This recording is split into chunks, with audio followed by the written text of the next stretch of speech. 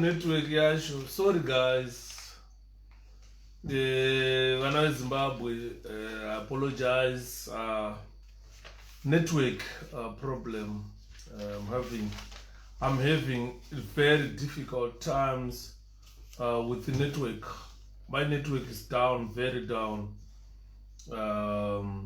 So I tried to launch or to come live on Facebook, but unfortunately I had poor network. Baba Yuda, how are you? Baba Ekos, Magadine Mutsa. Ndakamukutsvaga emudhara pakati apa handina kubata ndofunga beno kuti mamuri kunyika dzipi ndakasimba makadini mutsa baba ndo vakuru vedu ndotenda baba Ekosi ndakaona vhidhiyo yamakaita muchikurudzira vanhu kuti vaende kunobayiwa covid vaccine. Zvinhu zvinokosha sterek kuti vanhu vanonamata chipostori vanzwisise kuti covid vaccine inoda kubayiwa. Zvazvinoita ndezvekuti tinonamata Mwari ari kumusoro kudenga. Mwari haatiregerere tichipindana nematambudziko epasi panapa asina kupa vanhu pfungwa dzekuziva kuti matambudziko ewa tinomapedza sei. Kana uri mweya muchena waMwari unobva kumusoro kudenga, unofanira kuya nemazano sezvaitaurwa nababa Ekosi kuti mweya muchena waMwari unouya nemazano. Vanhu vanogona kubayiwa vaccine richinzi harina kunaka, rinokanganisa muviri, rinokanganisa chii. Mupostori anogona kuribayiwa vaccine zvorega kumukanganisa nenyaya yekuti anenge achinamata Mwari. Saka hazvireve kuti kana ukanamata Mwari ubva wanza uchabayiwe vaccine, ukanamata Mwari unza uchabayiwe polio, ukanamata Mwari unza uchaende kuchipatara kunorapwa. Izvozvo unenge uchipa Mwari mabasa avasingafanirwi kuva vachibata. Zvaunofanirwa kuva uchibatawo iwewe kuti ndarwara regai ndiende kuchipatara. Kana zvazve mweya muchena waMwari, mweya muchena waMwari unokutungamirira uchienda kuchipatara, unonorapwa wakapora kuchipatara ikoko. Mumwe anoenda asina mweya muchena unomutungamirira, anosvika achinofa kana kupora kuchipatara ikoko. Saka zvaMwari ngatisiyirei Mwari. Mwari kana vatisabayiwe vaccine vachauya vachitiudza kuti vana vangu musabayiwa vaccine, kwete kuti hanzi tsananguro dzinonzi takanzi tisabayiwe vaccine. Musaise tsananguro padzisingapindi. Ndatenda ndo handisina kutaura mashoko akadzama. Ndakatenda nevhidhiyo yandakaona yakaitwa nababa Ekosi semutungamiriri vachikurudzira vanhu vechipostori kuti endai munobayiwa vaccine. Handimaona zvinhu zvinokudzwa izvozvo. Ndatenda ndikati ava ndo vanonzi vakuru vanoziva kuti vanoda kuchengetwa. Nyika inoyi inoda kuramba ichikura, nekuti tikapera kufa tese nevaccine necovid, vana vanosara vasina anovatungamirira. Ndakatenda zvangu ndikati baba Ekosi vari kutaura ukuru hwezu, vari kutaura utungamiriri unonzi baba ava mutungamiriri. Handiti maona. Saka chiregai nditi quickly get into the topic tonight. I've started late. I know people will join us, but I've got 10 people watching and listening. I've got a very important topic today that Zimbabweans must come to terms with. The problem is we are under serious repression. We are under serious repression. We've got a government that doesn't respect human rights at all. Zimbabwe government is a government that doesn't respect human rights at all. As a government that sorry, network yangu, I don't know what's happening to my network today, but sorry guys, I think I'm being jammed panam. Akusikuenda kuenda network kwegao. I think I'm being jammed, but anyway, these are trolls who are trying. I'm being jammed, guys. I'm being jammed. I don't think it's my network because I've got two sets of internet here. I've got my Wi-Fi, then I've got my own 3 network on this phone. So there are 2 networks zirikushanda panapa, but you still find ichikudza kuti hauna network. I've done live on Facebook on this position in this room. All my lives were done in this room. So there might be some people tampering with my network or with my videos. Pamwe vari kuda kuzama kunditepa kana vari kuda kuzama kuita sei, hazvina basa izvo. Munogona kutepa as much as you want. You can download these videos as much as you want and you can utilize them anywhere. Because this is the purpose of me communicating with the Zimbabweans so that they understand where we are, why we are in this mess that we find ourselves in as a nation. So what I'm going to talk about is about the human rights abuses by Zimbabwe government. As we all understand that there's a deepening and increasing sophisticated domestic repression in Zimbabwe as we stand today. Zimbabwe leaders, they view these human rights laws as existential kachirungwa existential threat. So to them, when we talk about human rights, we pose a threat to Zimbabwe government. They want to continue with their repression without anyone highlighting anything.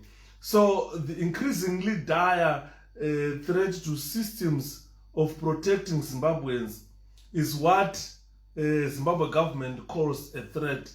To them, if we talk, a good example are the human rights lawyers in Zimbabwe. We have represented victims of torture, victims of intimidation, victims of Zimbabwe government. And these human rights, to them, they're an existing threat, existential threat to Zimbabwe government. So if you look at what they do as a result of that, the Zimbabwe government tries to censor criticism. They try to stampede on us so that we keep quiet, we don't talk. They want to do repression without an international eye, without Zimbabweans themselves raising their voices, raising their concerns about treatment of fellow Zimbabweans in that country.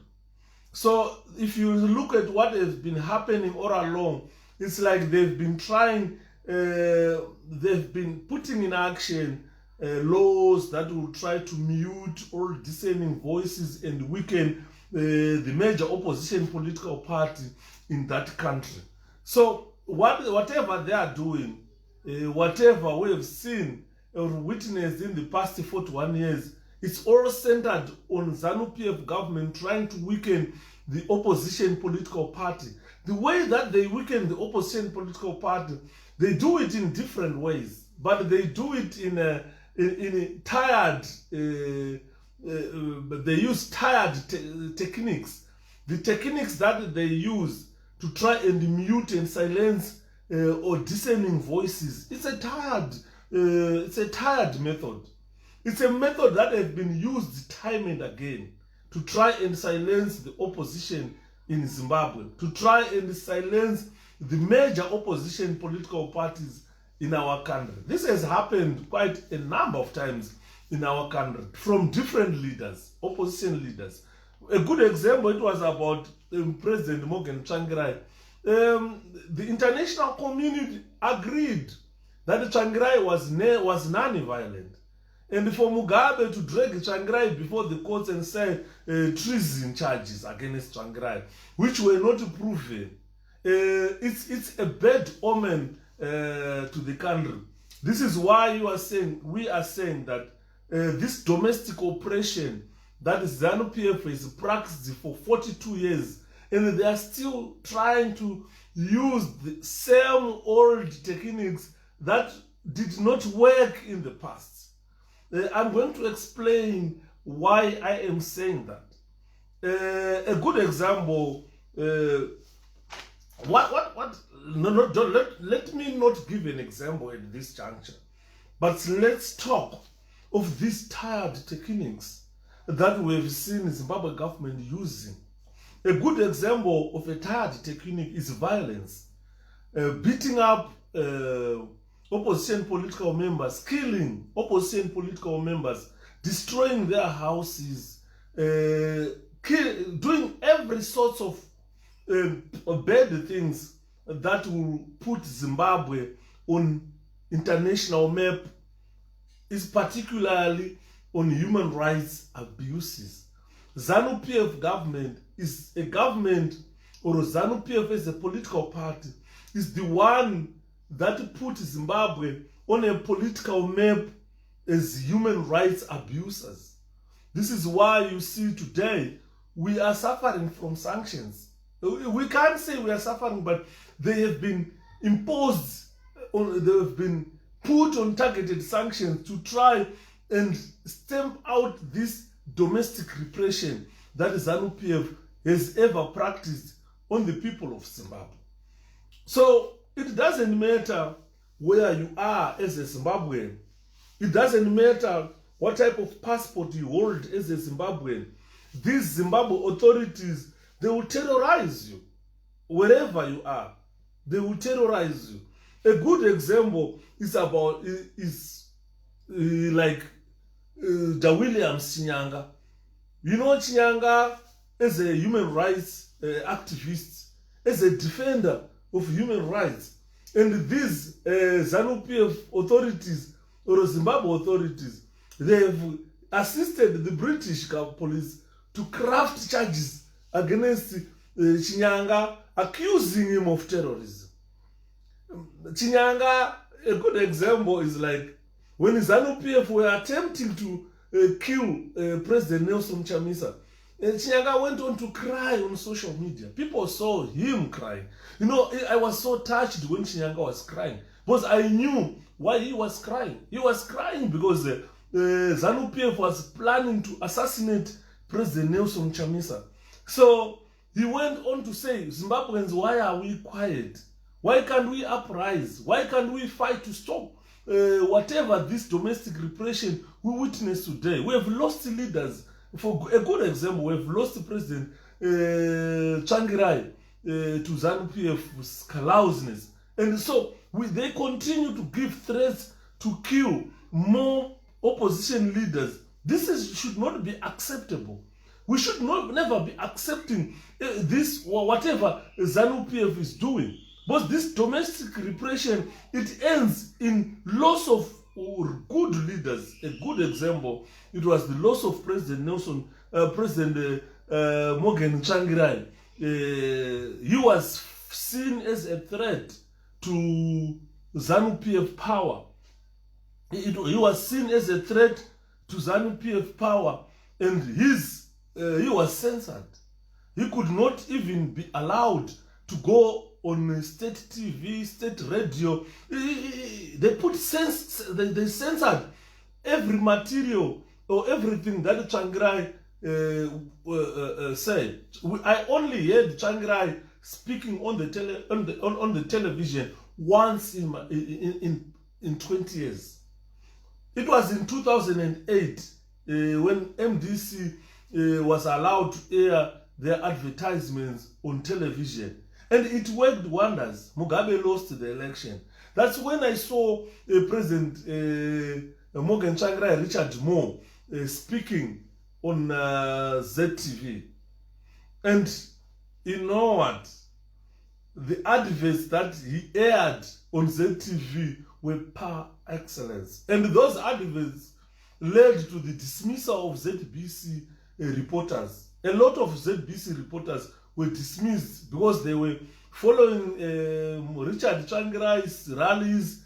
They were interviewing him, interviewing people, airing it on ZTV for the first time in 40 years that Zimbabweans have witnessed an opposition political leader being aired on ZTV. And that worked wonders. As a result, Mugabe lost that election, and ZBC, the reporters were dismissed from their job. Technicians lost their jobs. And so that was because Tsvangirai was seen as a threat to ZANU-PF, and ZANU-PF's experiment of letting an opposition leader speak or aired on ZTV, they saw if we continue doing this, people won't even vote ZANU-PF because they would know that these are the leaders that people are looking after or searching. So what Tsvangirai vakauya vakataura pa ZTV mawonders 2008 Mugabe akabva atsvairwa. Saka ZANU-PF yakaita sort of an experiment kuona kuti tikasiya opposition leader achitaura pa TV zvinofamba sei. Saka vakabva vaona that it was a mistake. Up to now, or let me say 12 or 13 years down the line, no opposition political leader was ever seen talking or ever seen holding a rally on ZTV. What we see is opposition leader achitaura ivo vanenge vakaisa voice over him vachitaura kuti ari kutadza zvakati ari kutadza zvakati instead of letting us hear zvaari kutadza zvacho. Saka you see kuti those human rights records ZANU-PF did or contravened. ZANU-PF yakatadza human rights record eZANU-PF akashata. Ndosaka uri kuona yakatakaenda pamap yekunzi we are abusers. Zimbabwe government abuses its citizens, and there is no international country that would want to associate with the human rights abusers. This is where you find Zimbabweans are all over the world because we fled these rights abuses. If that singarohwe kunyika kwedu, that singasungwe, you get arrested, you get incarcerated, you spend time in prison without trial. Unenge uri muprison macho unenge uchipondwa nekurohwa. Andaifunga kuti aitiza nyika yedu. Andifunga kuti aitiza. MaBritish munomu vanosungwa vachienda kumajeri zvisiri political. Avarohwe, they stay in prisons avo. But isusu we can't stay in Zimbabwe because tinosungwa woendeswa kujeri wogara 40-60 days usina kutongwa. Andikuona, that is unconstitutional. So at the end, maZimbabweans usaka vachipesera vatiza Zimbabwe because such human rights abuses are rampant in that country and in more. Saka ndosaka manu ndataura kuti it doesn't matter which country you live, which passport you hold. These ZANU-PF authorities, they try their hand to reach you and more. They've tried on me on several occasions. They've tried to reach me here kuti face uyu dai tikamunyudza vanenge vaida kuti uende kujeri, vanenge vaida kuti uende kujeri. At all costs they try to implicate you in different things, different scenarios where they say kuti mfesi uyu dai tambomukanda muzaa. Andona vanenge vaida kukunyudza kuti uri in a foreign country. Some people living here as refugees, they want you to be in prison. So their hand tries to reach you wherever you are. A good example, ndambataura nyaya yaChinyanga DaWilliams kuti vari kuzama kuti dai aconvictwa achinzi a terrorist, of which the courts will always see that this guy, honestly, he's not any near any terrorism activities. So the terrorist government yeZANU-PF ndo yakuti katarisa vanhu vanenge vachitaura vakuti that is terrorism. Vakushandisa the likes of Wanatino Shinyoka vaiva kuti hopo chingona angotaura angoti zvakati obva sue him, obva aenda unzi 100,000 akusuwa hopo chingono. At the end vakuwana mari dzekudya. Problem yakaita Wanatino ndakambotaura pana ndikati unoona kuti dzakagara muUK dzikambotira kupractice law munomu zvinenge zvakaramba. Saka dzakave frustrated men. Apa dzaishanda bato reMDC dziri secretary for legal affairs kuMDC dzichirepresenta vanhu muno muunited kingdom kuti vanhu vakatiza ZANU-PF, vakatiza brutality, vakatiza oppression. So the picture Tinochinyoka painted to the British, it was of ZANU-PF being a brutal party that the people of Zimbabwe fled, and he went with those people to testify before judges, tribunal judges in this country, to say ZANU-PF is a brutal party, is a party that does not respect human rights. Vanhu vese vandikuya navava ndikuya kuzovarepresenta nyaya dzavo dzavakutaura idzi inyaya dzechokwadi nekuti vakatiza ZANU-PF. Then he got frustrated with the British systems because the British systems are not favorable to blacks or BAME, people of various colors, unless if you are a white man. So it's very unfortunate that the British system, the way they designed their way of governing in this country, it does not favor black people. Ndosaka uri kuona ma-blacks, ma-accountants, vanhu vanoholda ma-accounting degrees, ma-black people, vachishanda kuita ma-cleaning jobs.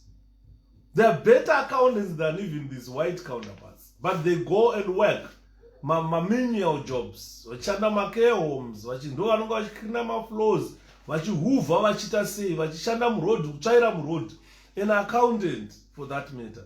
Saka you find that it's because their type of governing, if they look at a person of color, they cannot be managed by a person of color. Those who are lucky, who are probably exceptional, could find themselves in those offices working as accountants, working as what, but majority of black people do menial jobs in this country, regardless that you are educated.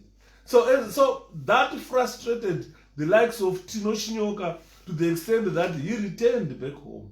He said he practiced law in this country. I asked him, Tino, which firm did you practice? Which year did you practice?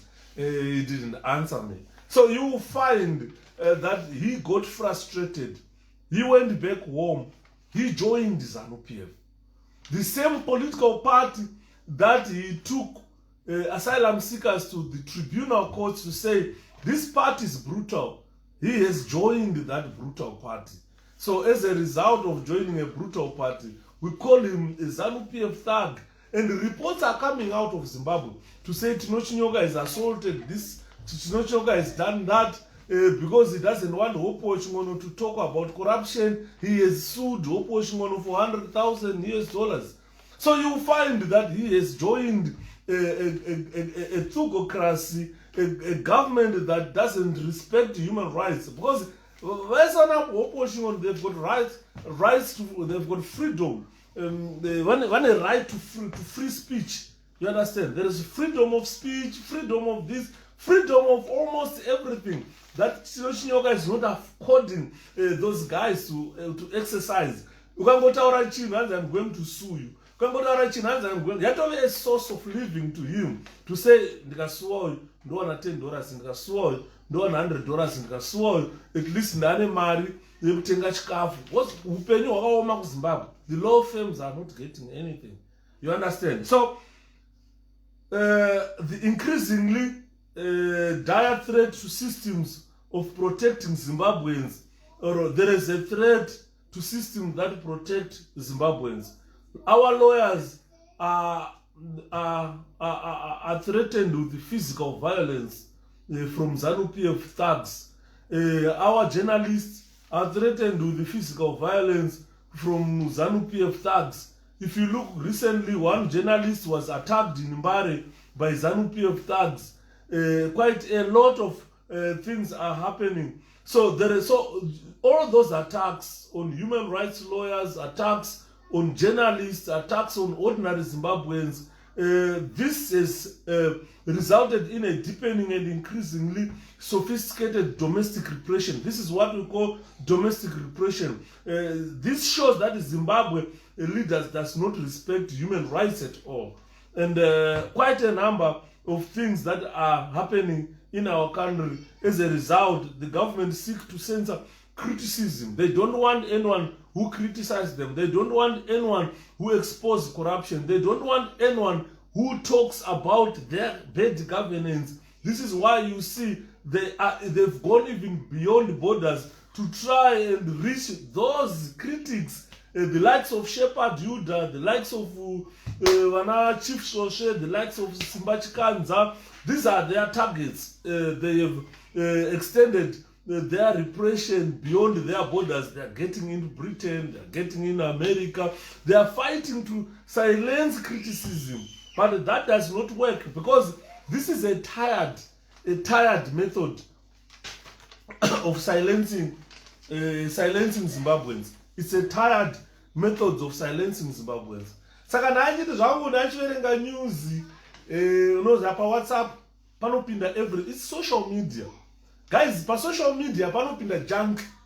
Pa social media panopinda real news. Saka people must be prepared kusefa kuti it's news here, it's this news. Pa social media patukutaura nezvavo. Pa social media ipapo nhasi ndaona pane breaking news that I want to share with the people of Zimbabwe so that we understand. Remember last time I had intelligence that ZANU-PF was planning to take my MDC activists, send them to Mozambique. Kwanonosvika kugarawo mahotera maZimbabwe soldier akaenda ikoko vakanorwisana nemajihadists ekumozambique, vakacapture vanhu vakacapture ipapo, and these guys were MDC activists. Vanhu vakanga vaenda kunotrainwa ikoko kusabotage Zimbabwe. At the end they wanted to pin President Nelson Chamisa kuti vakanotrainesa masaboteurs kana majihadists to come and cause mayhem muZimbabwe. Pandakazviburitsa ipapo kwakamhanyiwa KG6 yakamhanya kuti Yuda azvinzwa nani. Andimona. Saka tinenge tirimo mahofisi imomo tichinzwa nyaya kuti zvinhu zviri kuitika kuZimbabwe. Surprisingly, there's breaking news dzandaona nhasi. Those are that aiwa tinofanirwa kumbodiscussa. Tiri vana veZimbabwe, we must discuss such issues openly, because the more we discuss the issues about Zimbabwe, the more people are enlightened, the more people see reality. Vakomana ndozviri kuitika munyika izvi, zvinhu zvisingafanirwe kuve zvichiitika muZimbabwe. So if you look at the breaking news today, I read a report about police raiding a safe house in Norton, where 11 people were arrested. That there is a safe house in Norton where 11 people were arrested and 4 escaped. That means that house had 15 people and 4 escaped. Pamba ipapo pari kunzi it is owned by leader wacho anonzi Rashid Mahia, and it belongs to Crisis Coalition. Imba iyoyo. Saka pari kunzi pamba apa pasungwa vanhu 11, 4 vakatiza. Pari kunzi pasungwa vanhu vanonzi Tembani Ndlovu. This Tembani Ndlovu is aged 33.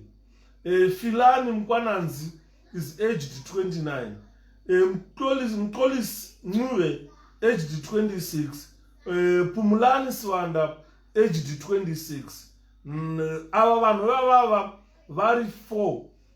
According to my assessment, ndaona kunge Mandebele, people from the Ndebele clan, Tembani Ndlovu, Filani Mkwananzi, Mkolis Ncube, Pumulani Swanda. From the look of the things, these guys could be from Matabeleland, if I am not mistaken. Right? I stand to be corrected, ladies and gentlemen, because these surnames are like Mamata ungaona Zhombe, ungaona Swanda, ungaona Ncube, kazi vakawanda munana Zhombe. But Zhombe, I think it's Midlands. So let me safely say, from Midlands Chidzika, pane 4 varipo, vanonzi Tembani Ndlovu, aged 33, Filani Mkwananzi, aged 29, Mkolis Ncube, aged 26, Pumulani Swanda, aged 26. Saka varikunzi ava ndo vasungwa ava, vasungwa vari 11. Kwabva kwazvo anonzi Melissa Ganamo, uyu Melissa uyu obvious mukadzi. hakuna murume anonzi Melissa unless kana ari murume, but obvious this one Melissa Gamano uyu mukadzi ane makore 23. Kozouya Tanya Mauto, obvious uyu mukadzi ane makore 27. Kozouya mwe mukadzi aripo anonzi Christina Juta ane makore 31. Pavanhu ivo avasungwa panozoendawo umwe anonzi Reason Jera ane makore 40, Clemens Kasanga ane makore 39, naTendai Mafunga ane makore 22.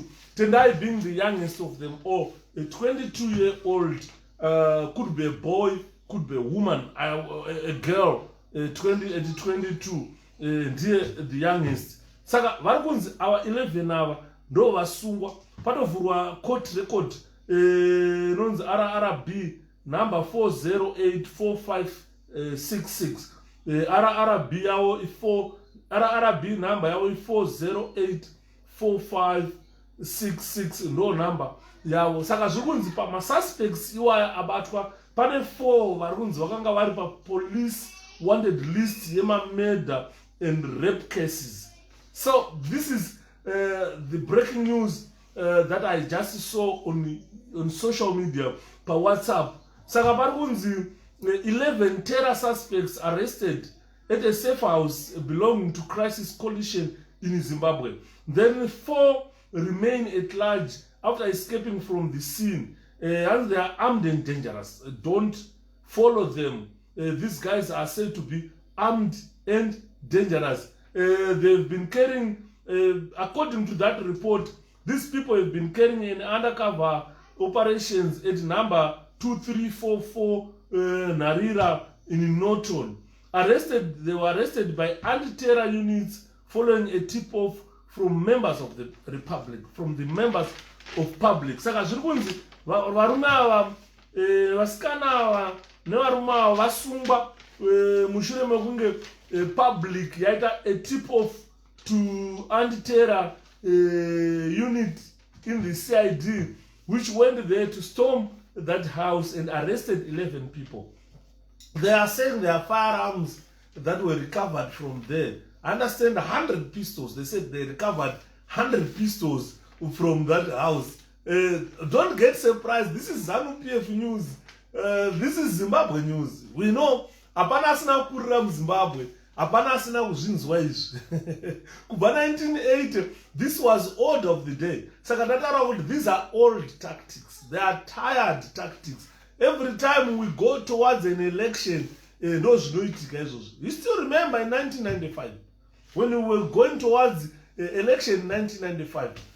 Kwakasungwa vana Mudhara maningi Stole, vakanzi vana Mudhara Stole vane chimwenje, yainzi chimwenje. Chimwenje is ndau for torch, and torch those around chimwenje. So they were arrested. Vana Mudhara sekuru dzangu ndisekuru wangu vana maningi Stole. He was arrested. Kuma 1995, the ZANU-PF didn't want him to participate in an election. Then they had to go and arrest him. Uzanzi ndiye wechimwenje. And efforts were there to link him with the chimwenje. He appeared in court. Nyaya dzakawanda. Chinzi ari kuda kutraya kuuraya Mugabe. Treason. A lot of nonsense were heaped on Sekuru Ndabaningi Stole from ZANU-PF. So this does not surprise you at all that such things are tired techniques that are used by ZANU-PF. Imagine 100 pistols dzinopinda muZimbabwe dzorega kudetectwa nema-CIO nema-CID.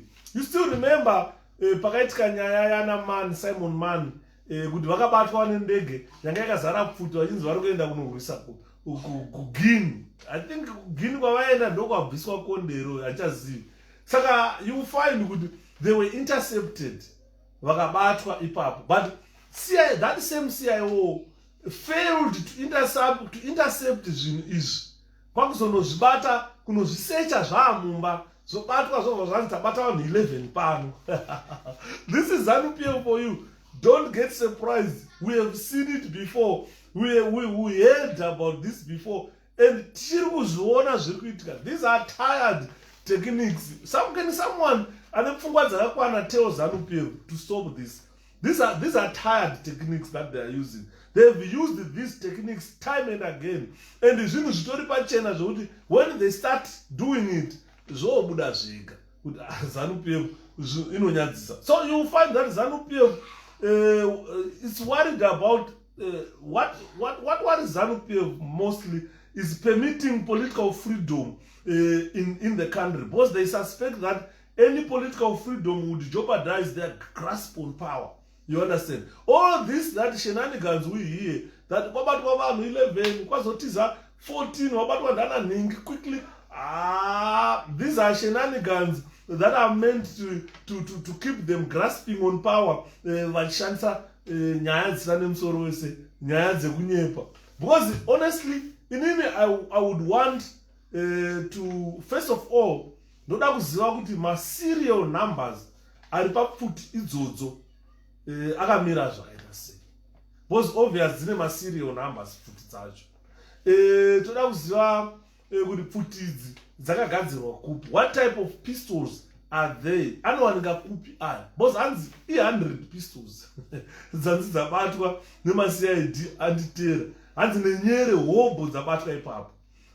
Saka pama-investigations avo pane a lot that should come out, and this case has been put to the public, and the public have got right to know. We have right to know kuziva kuti zvapapi, zvamira sei, vanhu ava pfutidzi vakadziwana kupi, vakabva nadzo kupi, anditi maona. So because everything that ZANU-PF is doing, ZANU-PF is so worried that if they permit a political freedom in our country, it will definitely jeopardize their grasp on power. This is why you see ZANU-PF does all these shenanigans every time. Every time when we are towards the election, something crops up in ZANU-PF and more. So it's like, as I've mentioned earlier on, that they've got a bill. ZANU-PF wants to pass, as a citizen, what bill? Ravarda pass some parliament mao. Saka bill iroro, ndosaka murikona vana Monzora vakaita recall members of parliament from opposition so that they can debate on that bill. They want those bills just to sail through without opposition. So that bill is about internet surveillance. What they want is to make sure that they censor whatever things are put on internet, and that bill is to clamp down and suppress public criticism. So this is why you see the champion to stampede on public criticism, or the champion to censure or to clamp down on public criticism is Douglas Monzora, because this bill will be introduced to the parliament. It won't be debated. ZANU-PF members of parliament are whipped in line to say even if it is wrong, they agree. Ndakazozwa Professor Jonathan Moyo apologize to the people of Zimbabwe. Mitemo yakapaswa under my watchful eye, I apologize, because most of those laws were unconstitutional and they were used as suppression laws where people were even arrested. I am one of the victims of Professor Jonathan Moyo's laws. I was arrested for posa nchinzinini section 5 yekunzana ndaida kubvisa hurumende iri kutonga nechisimba, ndikatochwa, ndikarohwa, ndikakuvadzwa zvakaipa. So I'm a victim of that law, a repression law. And then Saka Zimbabwe government, it is continuing to try and clamp down all dissenting voices and suppress public criticism. And the only way that they do that is they go to parliament and say the majority of parliament agreed to this bill. So that's what mtemo mu Zimbabwe. And mtemo wokuti upase ndosaka mukona wana Monzora vari in a hurry to make sure that they remove all those members of parliament who can debate. Vavari kuisa hama dzavo nema-friends, ma-yes men. Mtemo unongonzi cham parliament voto yes sir, voto saina tatorira isusu. Anditi maona. Saka this law to clamp down and suppress public criticism is the law that ZANU-PF is proposing right now. Kuti hanzi atitobvumiri kuuya kuzotaura zvandiri kutaura izvi. Ukangozvitaura chete wakutonzi death sentence. Andimona. This is why you see they are keeping death sentences just to intimidate us. Kuti tikangotaura chete nemutemo wakaiswa, you are going to be sentenced to life in prison or death in the event thekuti vakubata anditi maona. Saka Varakashi vari kufara naizvozvo munyika yeZimbabwe vachifara Varakashi kuti mutemo iri kuuya. Ukaenda paTwitter handaseka nhasi Varakashi vakuti mutemo wanonoka. Why can't they fast track that law? We want to silence on Shepherd Yuda. We want to silence on Uncle Jedzao. We want to silence on Chief Shoshe. We want to silence Vana Chinyangava and Nana Simba Chikanza. So all these guys, they want to be silenced. And that bill will aim, or it will be pointed at us. We're going to shoot you with that bill. So that is the issue, ladies and gentlemen. They are crafting these laws as an internet surveillance and as an internet censorship, and this bill will clamp down and suppress public criticism. So trikutaura pano kuti nyaya iyi iri kutaurwa nezvayo ndo nyaya yatofanirwa kuve tichidemonstrata. Ndaona rejuvenated Tendai Biti, the Tendai Biti that I knew Chibadura wandaiziva achitaura kuti section yakati yeconstitution allows us to demonstrate, and we have to demonstrate. Andiri maona. Saka tikatanga mademonstrations acho hazvinoenda mberi. Vanhu vanoona kuti people are active. Andiri maona. Saka Varakashi, they have been supporting this bill because themselves have been used to silence critics. Mbanza nachitaura kuti vana hoposhi ngono vakangobuda vachitaura kuti drugs kuri kubiwa. Vana tinoshinyoka vanobva vamhanya, we are going to sue you $100,000. Mbana Brian uya yakabayiwa muno. Unoza an assault hazvino kuti kukurova, kukusvipira it's an assault, kukupusha it's an assault, kukubata usina mvumo it's an assault. Saka wandibata iwe usina mvumo yekundibata, that is an assault. Saka munhu awachiti nini I was assaulted. Assault ine madefinitions akawanda assault. Saka kana wandi assault iwewe wapedza woda, but anambokurova, it's not about kurova chete. Even kundibata kana kundisvipira kundita say that is an assault. Andiona iyo ndogona kusungisa. Saka as a result pana Brian anenge akavhundutsirwa here unzwa daro you disappear muno because we use ZANU-PF muscle akano withdraw akati handina kurohwa ndobva asuyiwa pamusoro pazvo $9,000. Saka unoona umwe munhu akutoita a living out of that, kutojairira kuti ndikangodai so chete akadai ndogona kuti ndakusuwa andimaona. Saka Varakasha vatotaura nezvavo, they attack people using their political muscle, ZANU-PF political muscle. They try to stampede on human rights as good as what they said, what they did to Da Williams, Chinyanga. So that will suppress public criticism. Vanhu vanenge vakutya. Saka vanhu veZimbabwe, ukaona vanhu zhinji ndachiverenga mamessages anga achiuya kuinbox kwangu kuTwitter ndikati Zimba riri kukwata zvakaipa. Varume fear ndo yatinyanyira. Tikabvisa chinhu chinonzi fear muhana dzedu, taenda mberi nenyika, Zimbabwe inosununguka. Saka fear iyoyo ndo yapinda muvanhu veZimbabwe. Ndakanzwa umwe munhu achiti unge iwewe tinoshinyoka inyora, akanditi unge iwewe uri kuUK haunetse iwewe, ma-employers yacho hava kuemploy because vanotarisa matweets ako kuti uri kutwita chii.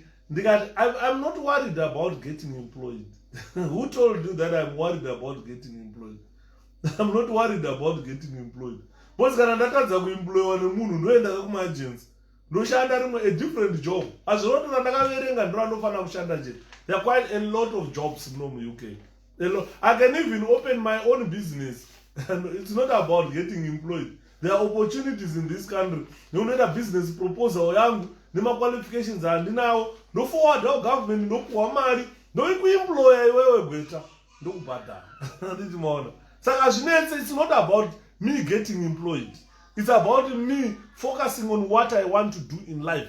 Because getting employed, it's a second in fiddle. Ndaitomutaurira ndikati noziva kuti kune vanhu vasiri employed, vasina kubva employed in this country. There are people who never worked in this country. Ukaenda mba mavo varikudhiraivha motikari vane maplasma ivaya kana mazitv anotyisa akaita makevhu aya vane life yakanaka. Motikari dzavanofamba nadzo mupishi, they've never worked.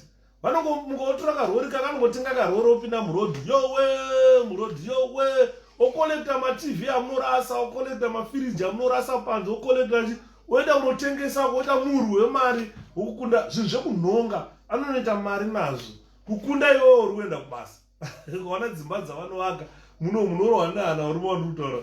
Saka it's not about employment. Kuti hanzi employer azotarisa akuona kuti watwita zvakati kati no, we are not going to stop defending Zimbabweans. We are not going to stop tweeting, talking about Zimbabwe.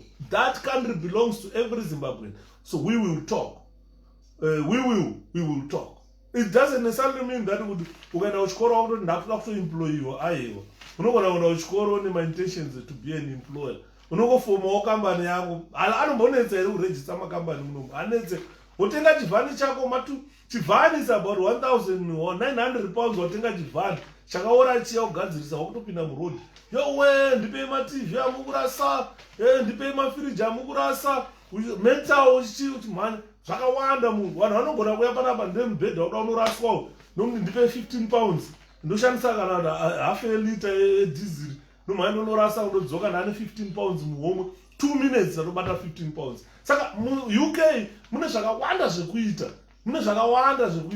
ndogona kuti munhu ati zvangu zvoda kubva panapa kuenda kuSunderland nokuti ndipe 75 pounds otondipa ndotakura ndomhanya yacho paSunderland ndadzoka ndatove nemari muhomwe. Saka it's not about being employed. Vanhu vari kuZimbabwe havanyatsonzwisa the people UK, vanhu vari kuUK survives. Haungarege kuenda kuuniversity unoverenga degree uchidanzi ndinozoda kuzonzi zvakati nanhingi.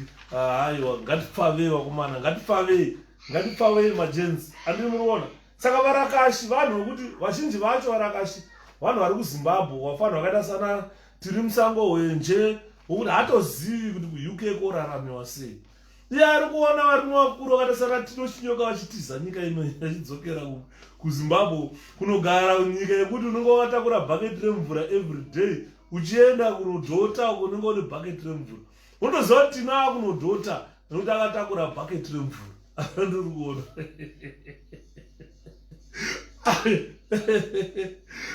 Unoona kuti Tino ari pambari ari kutsvaka huni dzekunobika sadza. Andinoona. Saka it's not easy izvozvo yazvi. ZANU-PF varakashisoka vanhu vanonzwira tsitsi ndikavatarisa so ndonyatsoona kuti Mwari nzwirai vanhu ava. Clint, where's Ashi? Can you make him noodles, please? Thank you. And make sure he doesn't use my computer. He doesn't touch my computer, please. I need manzwa, guys. Saka varakashi, they've been used to try and silence critics in Zimbabwe. Little known that when we criticize this government, we are doing it on behalf of them as well. Because they get paid 10 pounds a week for tweeting, for commenting on WhatsApp, 10 pounds, $10 a week, $40 a month. Ndo dzinongowa masalari emagadhijeri, masalari emapurisa ndoma $40 a month ndovarongopuwawo varakashi ivavo. And that is it the rest of his life. Anora ndo mari yanenge atowana yekuendesa vana kuchikoro, mari yekudya, kuti utwite, watwita, watuka Yuda, watwita, watuka Chinyanga, watwita, watuka Simba Chikanza, watwita, watuka Uncle Jed, watwita, watuka anonzanu Chief Shoshe kwa America. Chief Shoshe butsi yavanopfeka isalari yemagadhijeri 10 pamwedzi. Saka you find uri kutuka munhu akadaro. Apa munhu ari kutuka hana kurara pamubhedha, akasa musoro kuchemba mutoileti, akarara pasaga kana parupasa kana parukukwe, ari kutwita ipapo chaanacho ka $10 kapo wakaindaneti, akasa makumbo mudenga ari kutwita, ari kutuka munhu agere mumansion. Andiona. Saka zvinhu zvinonsa tsitsi. These are things varakashi that they do without thinking. We are fighting for every Zimbabwean. Newe murakashi wewe, we are fighting for your life ugare zvakanaka. iwewe uve nenormal life yekuti haushandiswe kutuka mwe munhu. Unongoshana kuenda live on Facebook zvatoita na Shepherd izvi. Hatituke vanhu, hatina anotishandisa. You just feel like a hobby. I want to do this. You understand what I mean? I want to do this. Wotozviita. Woto yako live on Facebook. Totaura nyaya nemaZimbabweans. Totandara, tichitapirirwa, tichinakirwa pano. Pasina kana anoti hey chekuti chako, hey ndakazobloga that idiot nezuro auya atanga kutuka. Saka ZANU-PF, if you see, they are building that network yevarakashi to prevent their misrule will be exposed. Because whatever we say here, we expose their misrule. We expose their misgovernance that they've done for the past 41 years. And our criticism, they must take it as constructive criticism. Because the more we criticize them, the more they should reflect, sit down and see where they went wrong and try to rectify that. Instead, they're not rectifying anything. That 12 million planned Jatropha yakaiswa kuma 19 something uchizwa vanhu vokana mutoko rimai maJatrofa ukanotarisa nhasi plan yayo pakatodya mari ipo pari. Someone akatodya mari akatorwa pasi changove dongo matengi zviri kuora Jatrofa diesel racho nanhasi hakuna. This is ZANU-PF. It is their national anthem to lie. Vanokataura kuti izvozvo hatingateerere Mnangagwa achitaura kuti hanzi I'm going to build 3,000 schools. Last time you said you're going to build 1.5 million houses. Uri kuramba uchingoimba kubva 1980 ari kungoimba mudhara uya. Akapinda mugovernment ane 41 years. Ene zvaane 79 years atopinda 80 years ari mugovernment. Anochembera. Ari kungoimba kuti ada kukuvakirai zvikoro. Chazokuvakirai dzimba. Ndichazokuvakirai dzimba. Ndichazokuvakirai zvikoro. MaZimbabweans takumuka. Hatisiri generation yana mbuya vakaona hondo vaivhundutsirwa vaya. Ta generation itsva irikuda mabasa. Ta generation irikuda dzidzo. Ta generation irikuda kuti vana vedu vadzidze vaende tichiona dzimwe nyika dzataenda dzimwe nyika dzakawanda. Taona development inoitwa kune dzimwe nyika. Ta generation inoda development yatinoona kune dzimwe nyika. Hatisiri generation yekuramba muchingoimbirwa kunzi chazokuvakirai 3,000 zvikoro, chazokuvakirai dzimba 1.5 million. You just want to remain in power without a proper plan. Ndoba ndakataura kuti vaitichamisa na plan ndikati aiwa ZANU-PF naMnangagwa ava ndo vasina plan. Andibona vanhu vasina plan ndo vamuri kuona. They've got all the state resources, they can't utilize them to make your life better. Ndo vanhu vasina plan. Andibona ZANU-PF ndozviziva kuti haina plan yeZimbabwe zvachose. Ande muri kuona guys. Saka ndo nyaya yatiri kutaura pano kuti sevana veZimbabwe tagara tine vanhu vatiri kuona vasina kana plan. What do we need these people for? Havana kana plan. They've got no plan at all. They don't know how to run a country. They've got all state resources. They take state resources sponsor political party, kutenga ma-t-shirts emusangano, kuisa mabhana emusangano, kutenga motikari dzavanyora kuti vote ZANU. Zvatopera. Votouya kuti kuzokuvakirai 3,000 ko mari dzamatenga motikari idzi. Madi mavaka 3,000 zvikoro. Muzoya kuzotiratidza kuti takavaka 3,000 zvikoro izvi. Takavaka 1.5 million houses idzi. Saka we are delivering. Rambai muchiti votera tiripo chikuitirai more things to come. Kwenda kuti tichazokuvakirai dzimba. Tichazokuvakirai zvikoro. Imimi muri kutenga ma-t-shirts emusangano 1 billion iri kupera muchitenga ma-t-shirts.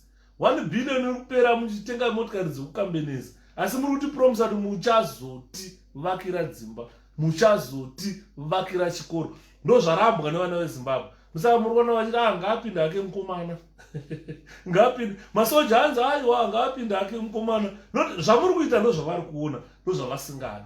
Saka muri kuona vari aiwa ngaapinda hake mukomana, ngaapinda hake chamisa. Taneta nekuudzwa kuti chazovakirwa zvikoro, chazovakirwa dzimba. Takatosvika pakuchembera zvikoro hazvina kuvakwa. Takaona Sakunda Musuna kutopa Moses Chunga imba. Ari kutopa mhuri yakaJoshua yaimba. Government has failed to do that. Vana Joshua yakutaura kuti dai akafa achigara kuBorodho, akatamba bhora mudhara anotyisa uyo. Vana government yakatomuona kudhara akagara akafira kuBorodho. Vanoona akafira kuGlenmora. Zvakaoma. So varakashi vanhu vatofana kudzidzisa kuti varakachiteererai. Zimbabwe inyika yedu, inyika yenyu nesu. Zvatiri kuita izvi, it's for your benefit and my benefit, for our children benefit, for the next generation's benefit. Because tikavaka Zimbabwe yakanaka yatosiyira kuvana vedu, havazofene nhamo. Kuvana vedu vachafa vari maslaves kune dzimwe nyika, vachafa vachingotsvairiswa munana South Africa. Uzandachitaura neshamwari yangu anifonera ari kuSouth Africa achichema zvikanzi mukoma Yudha dai maiziva mararamiro atoita muno muSouth Africa anorwadza. Ndikati indawa zvikanzi unoona kuti pakaitika pandemic South Africa government ikaine chikafu, kana usina mapepa ekugara muSouth Africa hauna chikafu chaunowana. Apa unenge wakavharirwa kune lockdown hauna kwanobuda uchienda. Mumba mauri kugara muri kuda kuteerera, unoteerera nei imba yacho? Zvikanzi upenyu hwatiri kugara muSouth Africa ndirusa tiri kuchema dai nyika yedu yeZimbabwe yanaka tadzokera kumba. Andimona ndikamuti ndo kuchema kwatiri kuita tese munomu. Kudai nyika yeZimbabwe yanaka hatidi kugara munyika dzinotonhora. Britain inyika inotonhora inoyi, haisi nyika yekuti ndingarambe ndichiti ndogara. Kala iyi yeblack iyi kala yamunoona iyi haidi chando, inoda zuva. Haidi chando, kala iyi inoda zuva. Saka muri kuona takakangavara kudai izuva, handi muri kuona. Saka zuva ndo ratiri kuda. Handi muudza nyaya yekutaura ZANU-PF instead of doing zvinhu zvekuti nyika inake vana veZimbabwe vadzokere kumusha, they are busy building network yevarakashi. Handi muri kuona. They are busy hiding their misrule. They are busy stampeding on their critics. Kuti musafana kuti criticize tikugona kutonga. Imi muchivaka muchitenga matishets ekukambena muchitadza kuvagadzira zvipatara, muchitadza kuvakira vanhu dzimba dzekugara. Instead muri kuenda kunopwanya dzimba dzevanhu, just like what they did in 2005. In 2005 vakaenda vakapwanya dzimba dzese dzevanhu vachiti ma-illegal structures. Vanhu vaizvitengeseramo vachiraramisa vachiendesa vana kuchikoro, vakapwanya ma-market stalls acho. They destroyed everything. They said that was a clean-up program and they left millions of people homeless. Now, that is the government that is supposed to be destroying building. Build first, then destroy this, relocate those people to where you build. Andimona. Saka muri kuona kuti this is a wasted 15-year guerrilla war. They went to fight Mugabe and his counterparts went to fight the Smith regime for 15 years. They spent 15 years in the bush. They spent fighting oppression. They spent fighting Ian Smith as guerrillas. But these people, these are 15 wasted years. Makanzwa vachichema mawo veterans acho kuti Monica Mutsvangwa iwewe ungotiswa mwanana idi wakunzi minister wakutoda kutoda stamp kuti isusu mawo veterans titadze kurarama. Takaita 15 years tiri muhondo tichirwa. Andi muri kuona. And after those 15 years in the war, they came Mugabe akanza winner 1980. From first 10 years of his rule, Mugabe was busy creating a defunct one-party state. This is the same ideology that Idi Mnangagwa is still following. And he started to trample the rights of Zimbabweans and to undermine all the institutions that will ensure that Zimbabweans live harmoniously in the country. And pamwe any opposition political leader Mugabe akada kundiuraya. Pakauya vanatekere zvikansunga yada kundiuraya. Vana ndabaningisoro zvikansunga yada kundiuraya. Vese aingoti aita opposition tsvangirai sunga yada kundiuraya. Saka you see kuti pana tsvangirai paipai.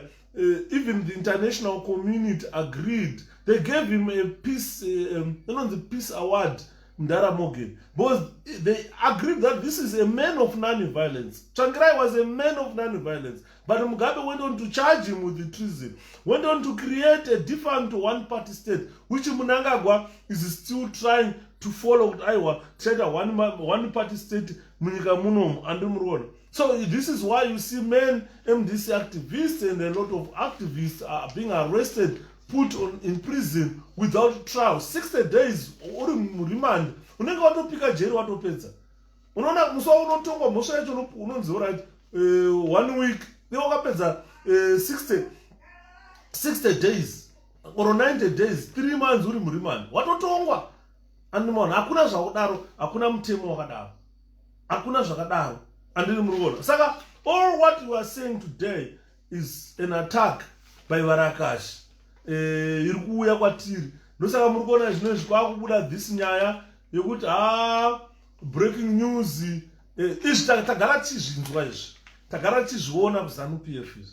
Kunzi hanzi coalition, hanzi crisis coalition of Zimbabwe kwabatwa vanhu vane pfuti, kwabatwa vanhu 11, pavanhu 11 4 vatiza, pabatwa vanhu vabatwa vanobva valistwa ipapo, takambozviona akasike kutanga.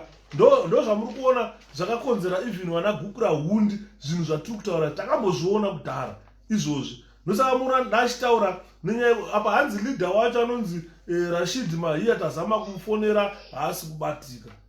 Varume zvakaoma, takazviona kudhara izvi, takambozvinzwa kudhara. ZANU PF haina kutanga kuzviita nhasi. Muri kunzwa nyaya yatiri kutaura? Haina kutanga kuzviita nhasi ZANU PF zvairi kuita. Ukazobuda vanhu vane pfuti, kwazoita sei, haina kutanga kuzviita nhasi. Zvakaitika kwakawanda ndozvakakonzera gukura hundi izvozvizvi. It's just a creation yeZANU yekuti kana vakuda kusunga vanongoda kusunga kuti vavharire, vanobva vanotanga kutoti takabata vanhu vane pfuti. Ipapapa uchanzwa zvichinzi vanhu vachamisa. Get me wrong or right. Uchanzwa zvichinzi vanhu vachamisa. What they only want to do is to arrest Nelson Chamisa, put him in prison. That's it. So that he doesn't contest the elections in 12 months to come. And everyone, they've tried all the tricks, tried to destroy Nelson Chamisa, tried to do this. The next thing Chamisa is to vanhu vasungwa vanhu veMDC.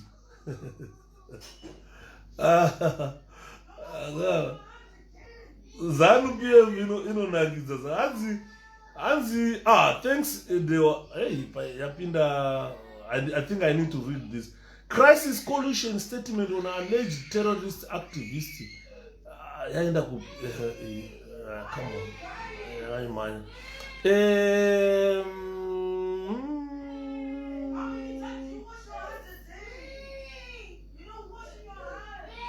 For immediate release, crisis in Zimbabwe coalition is shocked and dismayed at the malicious falsehood published. Hello? Can you tell Ashwin? He's crying because he wants to play with soap and I'm telling him off and he's... With cell phone? No, he wants to play with soap. Ashwin. No, remove that soap. He was been playing with it for... Remove it. I did someone. Right. So, they're saying crisis in the Zimbabwe coalition is shocked and dismayed at the malicious falsehood published by a little-known online paper alleging that 11 suspects, members of the coalition, were arrested at a safe house in Norton today, September 18, 2021. To set the record straight, crisis in Zimbabwe coalition has no links whatsoever with the alleged terrorists.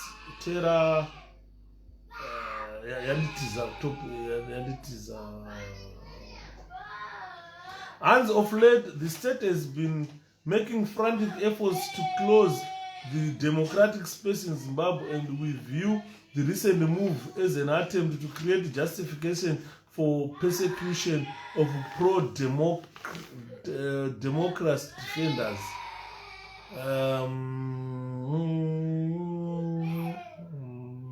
I think report yaiswa nemninga wangu na Dewa, people, you can read it there because iri kunimhanya handisi kukwanisa kunyatsoiverenga ma comments ari kupinda achimhanya handisi kukwanisa kuipedza kuiverenga. But as a crisis in Zimbabwe coalition, we remain true to the ideals of democracy and call upon all peace-loving Zimbabweans to continue to pursue peaceful means towards the democratic transition in Zimbabwe. Ashwins, Clint,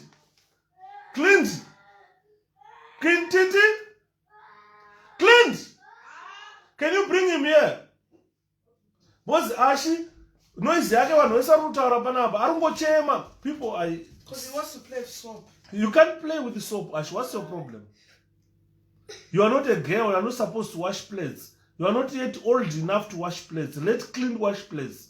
I want to wash plates. No, you can't yourself. You need to be fed. Did you make food for him? They're in the microwave now. Yeah. So don't eat your And shirt. then when I Don't finish, play with the soap. I'll change him and I'll put him in bed. Yes. So you need to go and eat Ashi. And go to sleep. Come. People want to see you here, to see why Ashi is crying. Because everybody's complaining that why Ashi is crying. This is Ashi with the tears everywhere. Yeah? Look at that. Yeah? Ashi with the tears everywhere. With the booger. Look at the booger. Booger, Ashi. Booger. Ruby, can you see Ashi with the booger? It's spelled Big men don't cry, Ashi. It's Understand? spelled A-double-C. You see, Ashi is what? It's spelled Here is written Ashi is what? is making noise. You see now, people are complaining. Ashi is making noise. Look at some people. They can hear you making noise. You crying to use soap. Can you go bring my water, Ruby? Okay. So you mustn't cry. Big men don't cry. You see, Daddy doesn't cry. Spelled I don't know why you cry. A-double-C-U-N-C. You want to play with the soap. So big boys don't cry. You see, big boys don't cry. You're a big boy. Yeah, big boys don't cry. You see, everybody's saying big boys don't cry, Ashi. So go try eat. Is that so? Yeah. Yeah, you're going to eat now. What do you want to eat? Nunus. Yeah, Clint is making nunus. So go eat nunus. After that, you come back here. We do live on Facebook. Right, bye-bye. Good boy. Big boys, don't cry. The guy crying is a gender. Yeah, look at it. Someone was drinking it. You should be Okay, go put fresh water. Throw that one away. Throw that one away. As the guy, Ashi don't cry. As the guy, man, crying in a gender. Atete babu. Ashi kana kuchema mumuziwe. Ashano gona ero one my way the kwara. Ndakaswera ndiri kuchipatara naashu. Akadai sorwongo. Kuenda ma-x-rays ese kumubvunza Ashu adi andakuwara rogo. Pasina kana chaitwa. Anenge aida kuema chete. Saka vana vanoema. Pakaipa. Saka you find, ladies and gentlemen, that let's proceed. Tanyararidza Ashi. So you find that what has ZANU-PF government done, this is nothing new to Zimbabwe. It has happened kudhara kuma 1995 nasekuru vangu vandabaningi story ndo mhosva dzavaipomerwa vachinzwi vandabaningi story is linked to the armed Zimbabwe dissidents, a group which was alleged to be known as Chimwenje. Saka Minister of Home Affairs during that time was Dumiso Davemba. Thank you, Ruby. Thank you, my dear. You're welcome. Thank you. Close my door. Okay.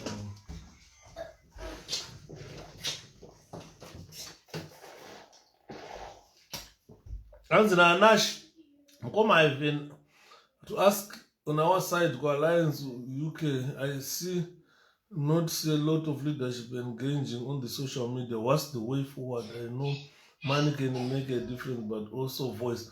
I think, I'm not sure, Mkomanash, UK external province is there in a leadership yayo, vana spokesperson wavo, and a lot of people. The voice of leadership in the diaspora is highly needed in Mkoma. Definitely, I don't know why they don't have a vibrant Facebook page where they go do their lives on Facebook, but there is Change Radio now, which I see or hear Atete Patricia Chinyoka participating very, very well. A spokesperson or a spokesperson, I'm not a spokesperson, or information. Patricia Chinyoka, she has done very well, very, very well. Change Radio. I've heard Ashtaura different programs and so forth. MDC Alliance. I think what they need to do now is trying to have a vibrant Facebook page where people in the diaspora follow them, follow their programs vachitaura nevanhu kuti toda kurongei. Because isusu vana Shepherd kana tauya panapa, we talk partly on behalf of MDC Alliance and we talk partly on behalf of ordinary Zimbabweans. Because ndenge ndakutaura zvenyika yeZimbabwe zvanochitarisira kuti vana veZimbabwe vange vachiita. Andiri maona. So I was talking about nyaya dzamanzwa dzachitaurwa dzekunzi coalition crisis kwabatwa pfuti mapistol 100 kwabatwa vanhu 15 manames evanhu ivavo vakaburitswa. This is nothing new, guys. As long as muchiziva munhu anonzi Mnangagwa creating of these fake stories or fake bestsellers like what happened in Gukurahundi, kwaicreatwa ma-fake bestsellers, fake dissidents.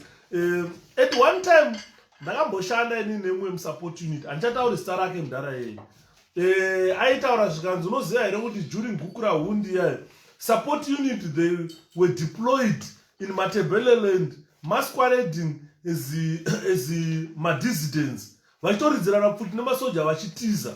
You understand? So most of the things that were accused that dissidents did were done by vanhu vari mainformed force vakaita semusupport unit vaitenge vane unit yaitodeploywa during that time kumatabeleland who acted as dissidents and who actually acted as dissidents. Saka you find kuti nyaya dzakaita seidzodzi hadzina chokwadi mukati macho, ma-created stories ndozvinogara ZANU-PF. It's a tired technique that they have used time and again. So this is why you see they were linking Maisekuru Ndabaningi Stole with the armed Zimbabwe dissidents, Hanzi Chimwenje. Quite some discrepancies on the issue of Chimwenje, because Chimwenje, the Zimbabwe government said Chimwenje was a Zimbabwe armed dissidents group, or it was a Zimbabwe armed.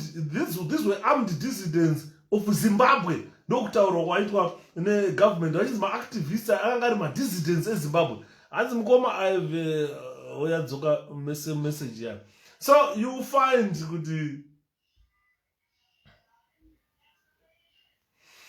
find kuti Chimwenje iyoyi ukatarisa muna January 1996 Zimbabwe government decided to make a crackdown on this group rainzi Chimwenje.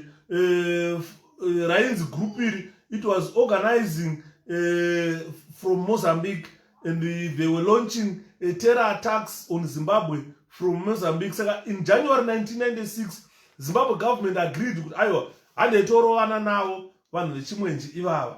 Saka that was January 1996. Ukaenda muna May 1996 governor of the Manica province confirmed the movement of armed men on a border with Zimbabwe. So there were some patrols stepped ipapo against Chimwenje group. In muna May, zvakangonzi muna 1996 kwamuka vanhu vanonzi Chimwenje, vanhu vaNdabaningi Stole, the armed Zimbabwe dissidents. Muna May, by May, governor wacho ndairiziva mudhara rekumanika reye ndairiziva zigovernor racho rainziro rakabva vatanga kuita mapatrols against this gorilla group who operate from Manica province against both countries. So they were saying Chimwenje was operating against both countries. Chimwenje iri kurwa neMozambique. Zimbabwe iri kutaura kuti Chimwenje it's a Zimbabwe, these are armed Zimbabwe dissidents. So you see that chinonzi chokwadi muZANU-PF hamuna. Mozambique ZANU-PF iri kutaura kuti aya madissidents ari armed aya madissidents eZimbabwe vari kuoperata vachibva munyika yeMozambique vachipinda muZimbabwe. Saka governor wekuManicaland obviously ndiwe Frelimo neZANU-PF are sisters. Saka governor weFrelimo iye akabva ataura akati these people are operating against both countries, Zimbabwe and Mozambique. Saka kana vanga vari ma-armed dissidents eZimbabwe aizorovana neFrelimo kuMozambique kuti zvaita sei? Andinoona, how can they operate against nyika yavari kutrainera vachibva vachinorovana neMozambique? It doesn't make sense. It doesn't make sense at all. Kuti vari kutrainerwa Mozambique mavanobva vachinorovana nezimbabwe.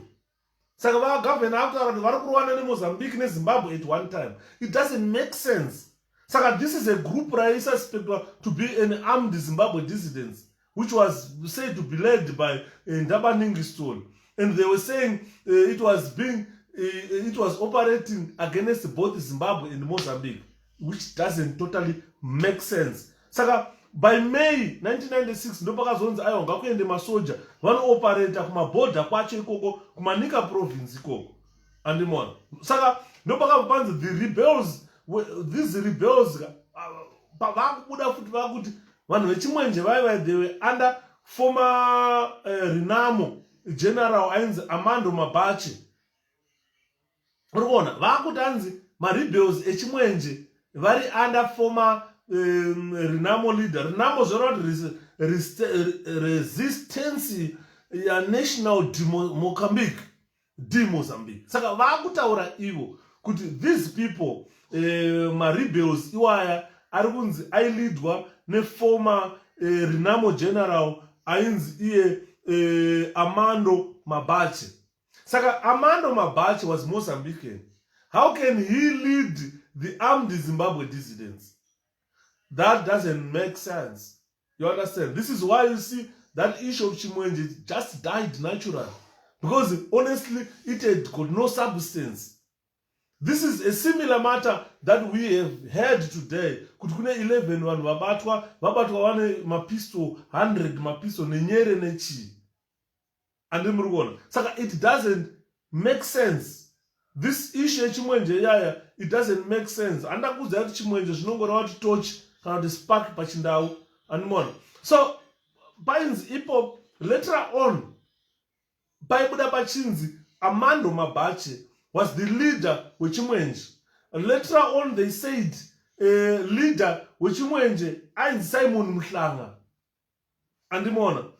Simon Mhlanga wacho ari kunzi akasungwa and was condemned to 15 years in prison.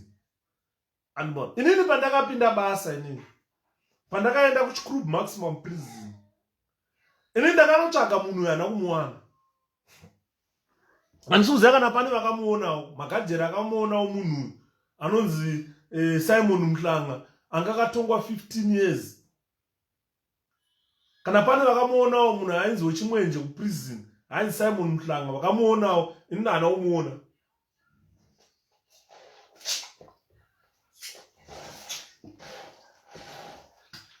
Ndakatobvunza wamwe wangu ari kumafesa echimwenje ainzi chimwenje vari kupi? Vainzi ana Simon Mhlanga handina kutombomuona inini. But this guy ari kunzi 1995 muna December akatongerwa, he was sentenced 1995. Aiwa, I think akazotongwa kuma 96 ikoko kwakatongwa 15 years. Simon Mhlanga yeye ainzi nyaya yakatongerwa ainzi muna 1995 ndiye ainzi akaisa aida kusaland mine muroad yemotaked yaMugabe kuti iuraye Mugabe. Andimona. Saka Zimbabwe government yaiargue ichitaura kuti Simon Mhlanga yeye leader wawo aive Ndaba Livingstone. Saka akamufacebook kana akanga aripo ina naumuona. Ainzi Simon Mhlanga pamwe aivepo ina naumuona. Saka mufacebook ari kunzi ainzi implicatani Ndaba Livingstone. Saka mufacebook akabva atongwa 15 years achinzi aisa land mine muroad ekuda kuti adhure Robert Gabriel Mugabe. Andimona. Saka most of evidence during that time was fabricated against Ndaba Livingstone to align or to link him with the Chimwenje rebels. Saka you find that Ndara Stole ipapo kuma 1995-96 he was about 76 years old. Andimona. Mdara sekuru wangu wanga vakura zvoti wanga vasina basa nezvese izvi zvekunzi hatingazoenda futi kuhondo isakarwa hondo yekubvisa Ian Smith ozonzi Ndaba Ningi akuda kuita hondo yepfuti against Robert Mugabe. Andimona. Saka Simon Mhlanga kozi yamumwe ainzi William Namakona. Ainzi William Namakona. Saka nyaya yakanga iripo apa yakanga iri kuti vanhu ivava vainzi they are supporters of Ndaba Livingstone neZanu Ndonga party. Then they claimed unoona kuti even sekuru wangu wakataura kuti I've never heard about Chimwenje. Ndaraunda Livingstone akafa achitaura, I've never heard about that group runzi Chimwenje. Who is group runzi Chimwenje? Saka you find one of these guys, mwe ainzi William Namakocha, could have been at one time bodyguard Ramdara. Andoona. Saka ndiye munhu akashandiswa iwewe ndiwe wachashandisa pa plot yedu, because what we want to do is incarcerate Livingstone. Saka pakapera 1995 Zimbabwe expressed concerns that this rebel movement calling themselves Chimwenje, they were training near Mozambique. Saka you find kuti muna December 95, because after mhlanga weabatwa achinzi ada kusarend mine kuti adhure Mugabe afe motakedi yaBob ndopakabobata. I think munhu wezanu obvious, munhu akabva atanga kuimplicate vanhu achiti takatumwa naLivingstone zvazodai zvikadai vachiimplicate Stone. Ndobva abvunzwa zvikanzi akati anzi vaitrainera kuMozambique.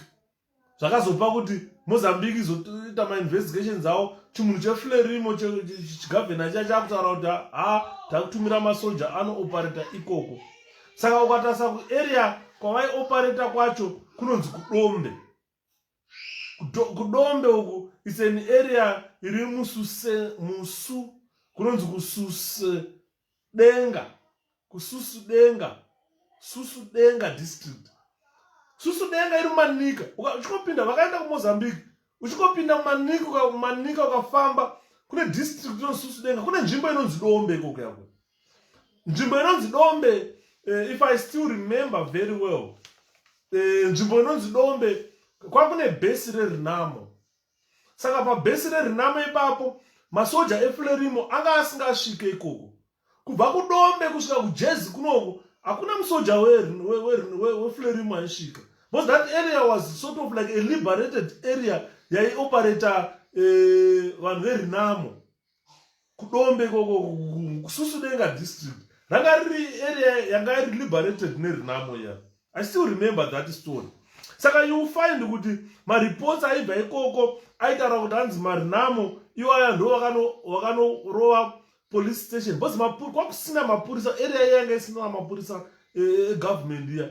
Kwakusina kana maofficials egovernment aisvika kuyeko. It was an area yanga yaitwa liberated neRenamo, area yekuDombe kwacho ikoko. I still remember that issue very well. Saka you find kuti even the Frelimo government nguva iyo vaitozviziva kuti uko ise nani no-go area kuDombe kuyako. And kwa police station, mapolice stations akariko ese akadestroywa zvikanzi hatidi mapurisa munhu eFrelimo. I still remember that. Saka uri kuona kuti nyaya yeZANU-PF iyo yekuti vanenge vachicreata nyaya dzakadai, tazobata pfuti, tazobata chii, ndezvaLivingstone, tazobata pfuti, tazobata chii, ndezvaMorgan Tsvangirai, tazobata Morgan mai wewe arikuda kuuraya Mugabe, mai wewe Morgan, zvaicreatwa nana ED. Saka ndovapa nyanga, ndovakuramba vachingocreata. These are tired old stories. We are tired neZANU-PF shenanigans.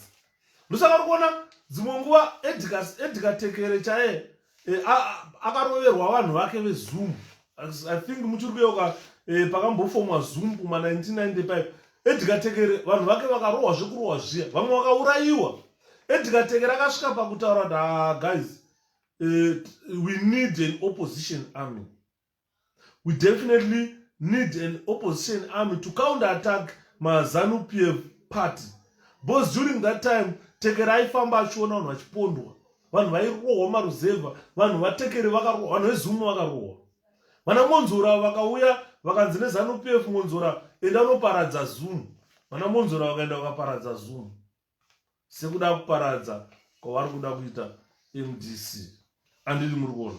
Saka you find kuti kuDombe area iko kuSusudenga district kwakusaoperatwa neFrelimo, kwaioperatwa neRenamo. Saka for ZANU-PF kuti iclaim kuti maRenamo ariko ndo anonzi Chimwenje, marebels eZimbabwe, zvasina musoro. because munhu ainzi anotungamirira wacho kumabhache wacho anga ari mumozambique, anga ari munhu weRenamo, obva anzi anozouya zotungamirira magorira ekuzimbabwe. Zimbabwe haina here vanhu vanogona kuzvitungamirira? Handiri muri kuona? Saka uri kuona kuti the existence of Chimwenje during that time it was unclear, because yanga iri area yeRenamo yayo, kwakunzi hanzi area yeChimwenje, their existence was very unclear, although Zimbabwe officials attempted to link that to ZANU Ndonga leader Sekuru Ndabaningi Stole. Andimona. Saka vaitaura kanzi Stole is leading and training these people area imomo vachitrainwa neRenamo. Ndika, this is nonsense. That's nonsense. That's a ZANU-PF nonsense. And we should not buy that. It's an old trick. They've used it time and again to try and say, look, tabata pfuti, tazobata chi. Ungataura iwo kuti vakaita intercept vana Simon Mani vakavabatira pfuti pa-airport. Mushure mekunge vana Simon Mani vatotenga Zimbabwe Defense Industry, vakatotenga nyere ikoko dzekuti valodhe vaende vanorova kuGinu. You see? Saka ZANU-PF kana timasiyawo twacho vandanani vanda kungozvikudza tagona, hapana chiri kuzikanwa. Tiri kuziva kuti these are your creation. Mastories amunocreata. Because ukada kuona kuti taane time pasina zvinyanya zvakadai so. Masiyawo, I think they feel like they become irrelevant in Zimbabwe security concerns when they don't create such stories. I'm a drama. They dramatize Nika. My drama. They are just dramatizing Zimbabwe.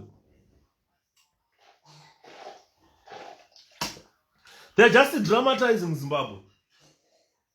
And the one. Saka rukona nyaya dzese dzakazopesera dzaita kuti Mdara Stole musi wa 13 October 1995 Stole was arrested and subsequently charged with participation in plot to assassinate Mugabe. Panyaya Mhlanga iya. Mdara Stole wakabatwa. I still remember defense team yao it comprised of vanatenda ibita. Mdara Stole. Ndikazvitarisa pa-TV. Mai vangu vaigara vachema vachitarisa pa-TV. Zabhoza dzakutange dzine nhetemwa. Tsika dzakutaura so dzinodai so muromo. Dzakukura Mdara anga akukura. Andimona. Saka William Namakonya ndiye akanga asungwa akunzi iye Namakonya akanga ari bodyguard rasekuru Ndabaningi Stole. Iye Namakonya ndiye akabva aita sei aroverera Mdara kuti boss vakanga vabhadharwa. Vatengesi vakagara variko vabhadharwa kunzi varoverere Mdara. And so he confessed kuti iye akanga ari member yeChimwenje and was found guilty of possessing illegal arms achiroverera Mdara Ndabaningi Stole. Saka you find kuti intimidation iyoyo ye-opposition haina kumbomira muZimbabwe, yakabvira kudhara and it never stopped. So such intimidation, this is the intimidation that you see today. Ndisaka ndakutarira kuti nyaya idzi dziri kubuda mumawhatsapp dzekuti kwazobatwa vanhu 11 kune 4 vazotiza ndo nyaya even dzakalida into Gukurahundi. Nyaya idzodzo dzekucreatwa nemasiyawo, they've got nothing to do. There is nothing to do. Nyaya yapo unozvati global threat chaiyo kunzi kuchaitika hondo muZimbabwe. Handimbooni muZimbabwe muchiitika hondo. I don't see muZimbabwe muchiitika hondo. But ndinoona muZimbabwe vanhu vachimhanyisana nepfuti vachibvisana saizvozvi kuti idzi yauya ari kuya nementality yaMugabe to promise Zimbabweans that we are going to build 1.5 houses, which he doesn't deliver. He's promising in you now, after failing to build 1.5 million houses, that he's going to build 3,000 schools, which we know is just a farce. He can't. He can't. He's just agitated with the power. Unoona padzakaimbirwa happy birthday dzaishaya kuti dzomira sei. Zimbabwe. Zimbabwe yakaoma kumana. Kandiona. Saka varakashi right now they are flexing their muscles now. Because they've got ZANU-PF political muscle yekuda kuti ataka isusu. And when they want to come and attack, they try to pretend as if they are attacking with vigor and running on a determination to make sure that whatever they do succeed. It's unfortunately that whatever Varakasha are trying to do, it doesn't tally with what their government is doing on the ground. Unoziva attackai vanhu, attackai your critics whilst you are performing on the ground. Saka vari kuti vakagadzira road vobva vauya kutaura kuti tasai zviri kuita id machinja ari kutemwa nemusoro kugadzira road. Saka what are the role of a government? Because ZANU-PF seems like it claims utawina motora power, but they don't know what to utilize that power. Because kana vachiuya vachiti tagadzira road, tagadzira bridge, tavaka chikoro, vadati zvivakwe nani ivo vari ndiwo government. Inini ameno kana pane vanoziva vanogona kundibatsirawo kuti ZANU-PF kana ichikambena ichitagadzira road, kana vachikambena vachitavaka mochari, varivo vari in government, vanenge vachida kuti ivakwe nani. Ndoda vanhu vanondibatsira. I don't really understand. Does ZANU-PF understand that it is a political party that formed the government, and that government must deliver services to the taxpayers? Does ZANU-PF understand that they are running a country? Ameno, I want an answer, an honest answer. Tagai Varakasha tibvunze mubvunzo iyoyo. Kuti when you come to us that you have constructed a road, you have retarred a road, you want us to vote you for retarring a road. Zimbabweans are not concerned about retarring the road. Zimbabweans at the moment are concerned with the basic needs according to Maslow's hierarchy of needs. What is at the bottom is the basic needs that Zimbabweans want. At the moment, Zimbabweans are looking for food. Zimbabweans are looking for accommodation. Zimbabweans are not worried kuti kwagadzirwa road inoenda kumasvingo, road inoenda kuBulawayo. They are not worried about that at the moment. The priority of Zimbabweans at the moment are jobs, food, accommodation. These are basic requirements. Ashi, what's wrong? What's wrong, baby? Oh, nothing. Huh? Oh, nothing. Yeah? Oh, nothing. Sure. Yeah. Did you eat? No. Did Ash eat? Yeah. No, I said no. Can you go wipe him booger and bring him in? Bye-bye, bro. But he doesn't want to eat. No. Yeah, be patient. This is a baby. You used to do the same clean. You were so troublesome, you didn't want to eat. So Ashi is just following your footsteps as a brother. Take Ashi to go and eat. Bye. Come on. Come on, Bobby. Close my door. Close my door, Ashi. Thank you. Bye-bye.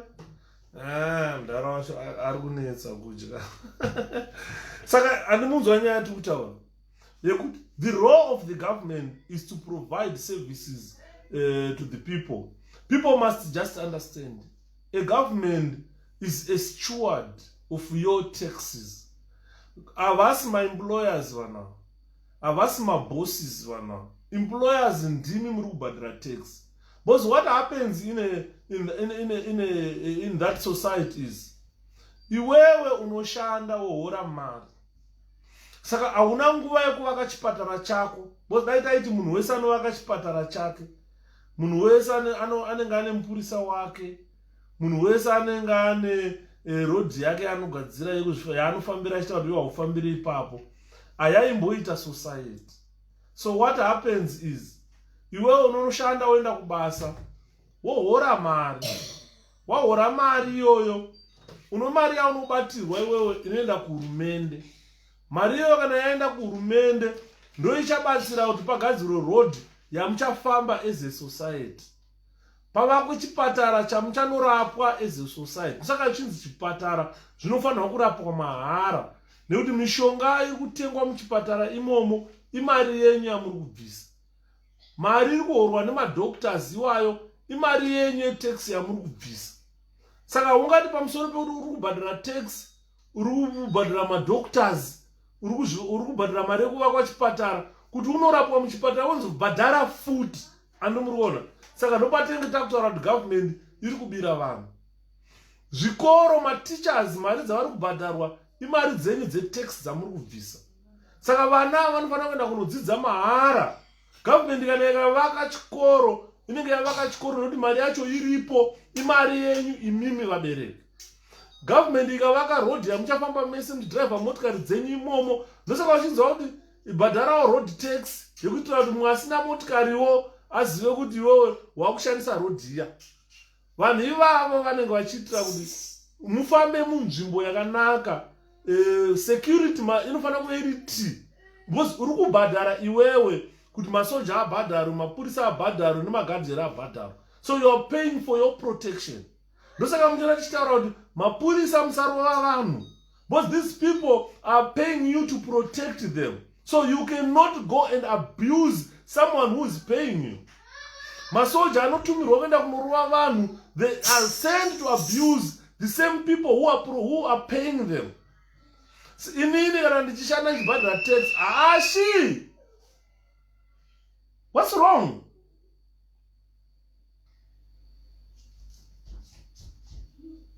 Clint, can you come and close my door? It's so annoying kana munhu achingoscreama pasina nebasa rese. Hadi kudya unoda sei?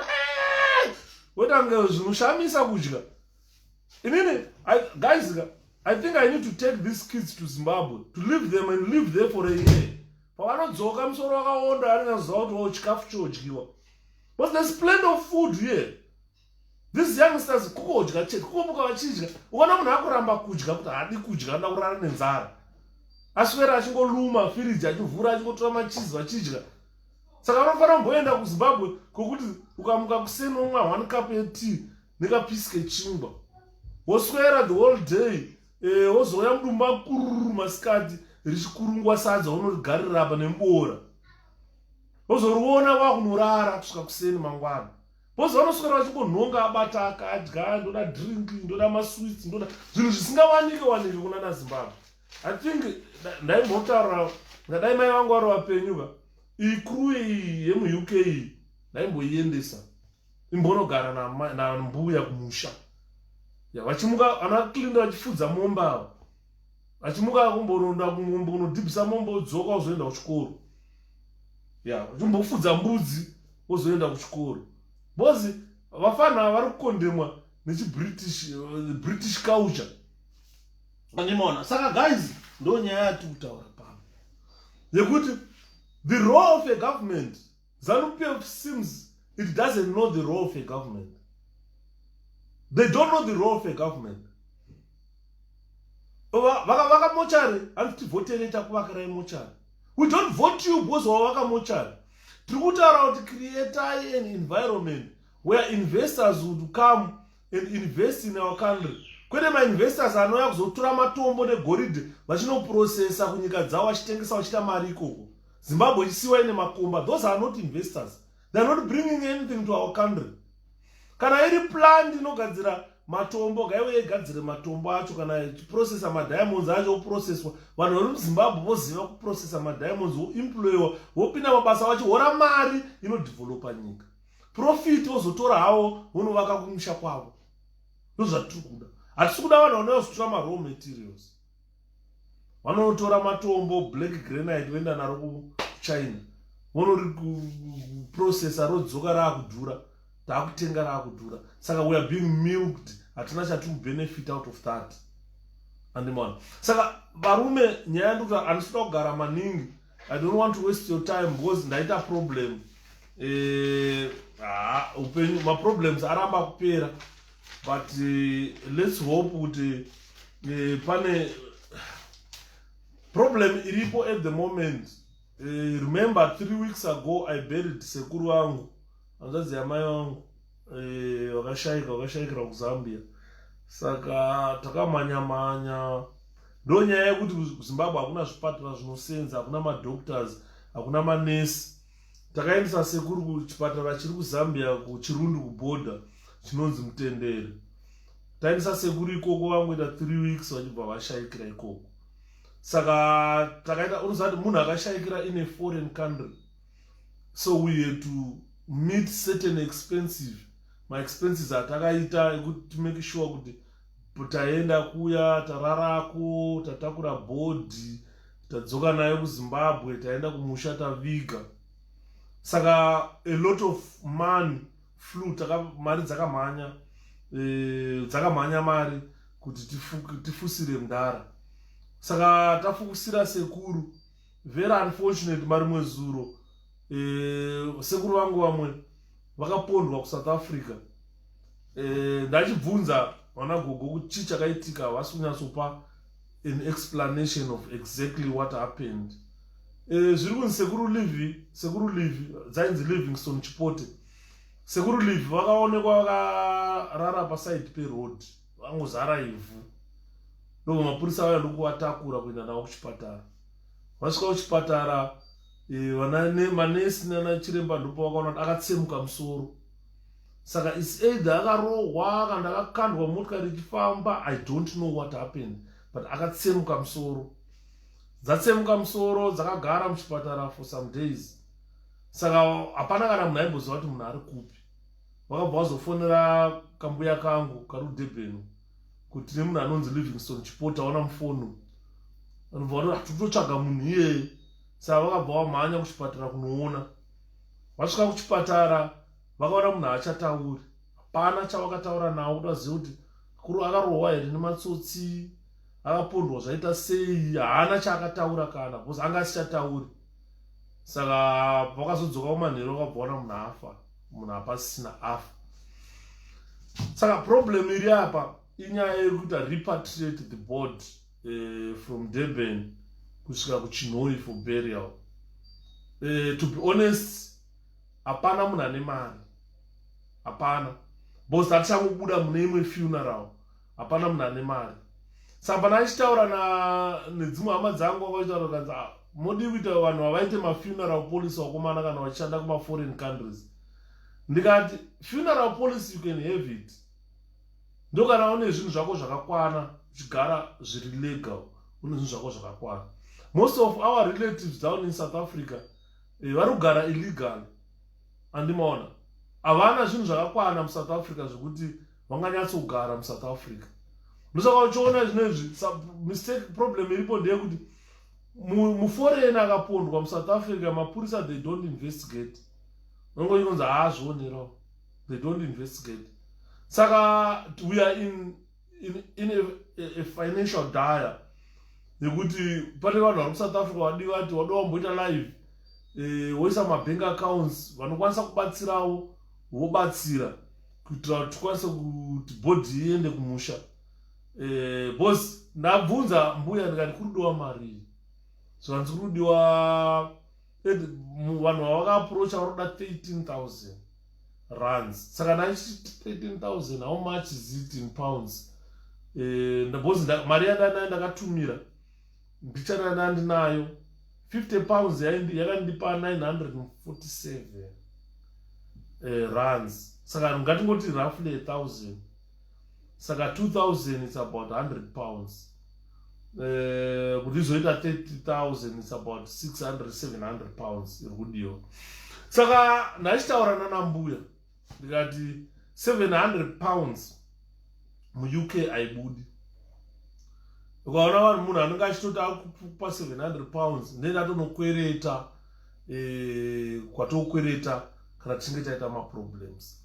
But now taane problem yekuti tiri kubva pafuneral yekuviga sekuru Victor, taakusangana futi nefuneral within a week or so sekuru Livingstone vafa, and all these guys vafira kuma-foreign countries.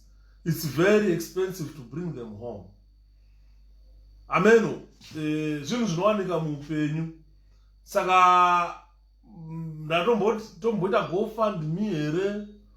Vanhu vauti tikaita GoFundMe to take time inogona kutisvitsa kana kuma-2 months chaiko tisati tatakura board, and kumochari kwacho anenge achiita incur my expenses anozoda kubhadharwa futi.